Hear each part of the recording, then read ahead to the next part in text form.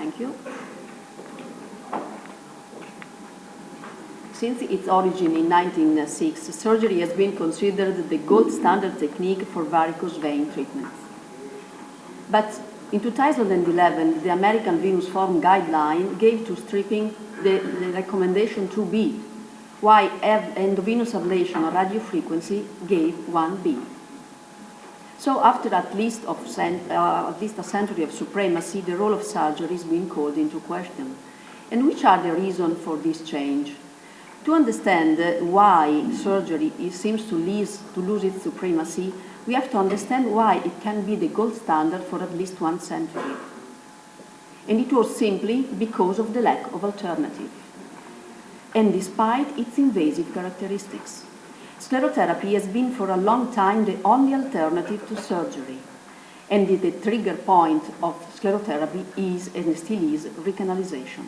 But the increased use of ultrasound assistance and the application of foam sclerotherapy increased in an important manner the results of sclerotherapy, that nowadays can be considered an important tool in therapeutic treatment of varicose vein, which is cost valuable and giving in a short time good results.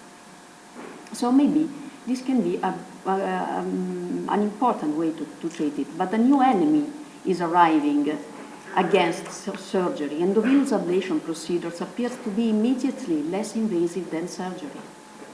And the role of this endovenous ablation seems to replace open surgery, which is considered too aggressive, to replace sclerotherapy, which is considered not sufficiently durable, so in a word, to gain the role of gold standard techniques.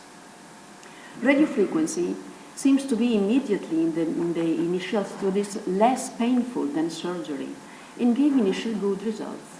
And in endovenous laser ablation that we find a large number of papers describing and comparing surgery versus laser ablation. Of different type, we see different type of lasers which are compared with surgery that sometimes is not the nowadays surgery, but it is a surgery which is still performed in general anesthesia and maybe not the evoluted surgery that nowadays we can see. Because in fact, high ligation stripping is evolved into a minimal invasive technique today, currently performed in outpatient settings, with small incision and good aesthetic outcomes, with soft excision techniques that give less painful operation and allow, with the ultrasound-guided local anesthesia, to treat also obese patients with effective analgesia. So when we see at the literature, we can see how it is difficult to compare the outcome because simply surgery is compared with different techniques of laser, different techniques of surgery too. Surgery is still not being compared itself with a different type of non-invasive surgery. What in the meta-analysis we can see is that the other techniques seems to be at least efficacious as the surgery, a bit more efficient. There is low quality evidence for supporting long-term result of surgery, but short-time studies support the efficacy of less invasive treatment. Radiofrequency and laser gives less drawbacks, while recurrence seems to be similar.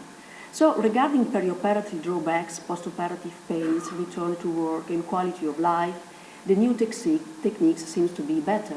But the gap between endovenous techniques and the new min-invasive surgery will probably decrease thanks to the min-invasive open technique. But there is no difference significant in recurrence, in both of all. So the key is recurrence. We don't know exactly which is the etiopathogenesis of recurrence. It is still unclear. Maybe the role of the iliofemoral and terminal valves are not being investigated yet, or the associated possible deep valve incompetence, or as frequently may happen, the association with an unknown obstruction. So in conclusion, I think that we can assert that the technique that will be able to reduce drastically the recurrence rate should be considered the real gold standard. Thank you very much.